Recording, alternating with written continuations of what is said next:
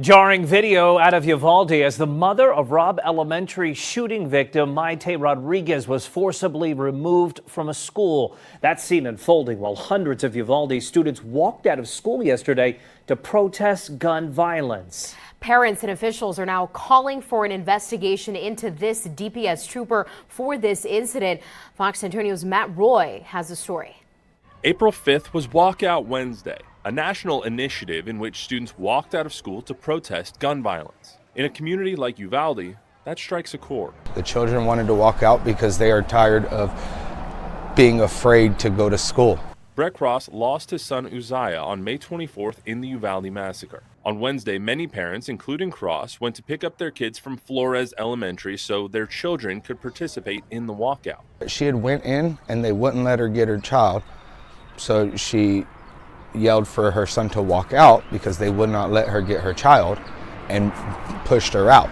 And then that's when I started filming. Cross took this video, which shows Anna Rodriguez, mother of victim Maite Rodriguez, being forcibly removed from Flores Elementary. She was trying to get her son.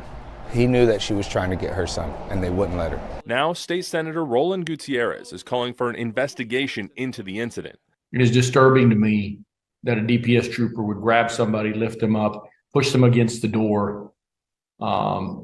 It's just astounding. Law enforcement expert Danny Garcia says that the trooper failed here, just like law enforcement failed 11 months ago. The law enforcement interaction with the families of the victims should be with empathy. It should be with compassion. They continue to act not just with gross negligence, but with intentional misconduct towards parents who lost their children.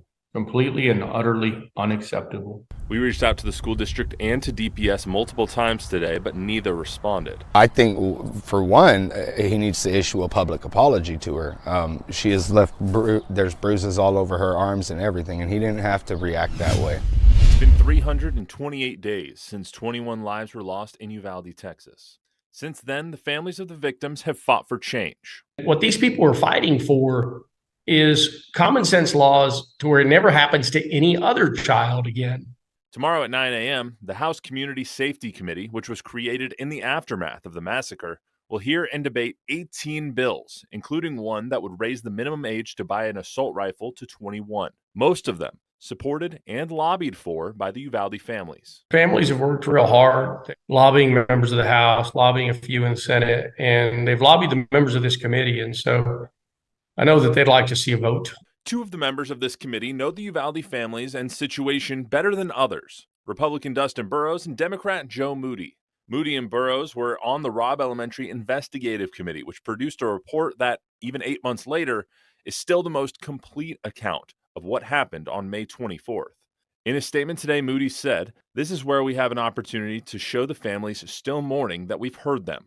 We're fighting for them, and we're going to do something to keep something like this from happening again." I don't think any of them are going to make it out of committee. And even if they make them out of committee, I don't think they're ever going to see Abbott's desk. Political scientist John Taylor says getting a hearing in general is a win because it starts the conversation even if the legislation doesn't pass. But he also says this could be an attempt to pacify the families. One could make that argument that this is throwing them a bone and essentially saying, okay, we're giving your day.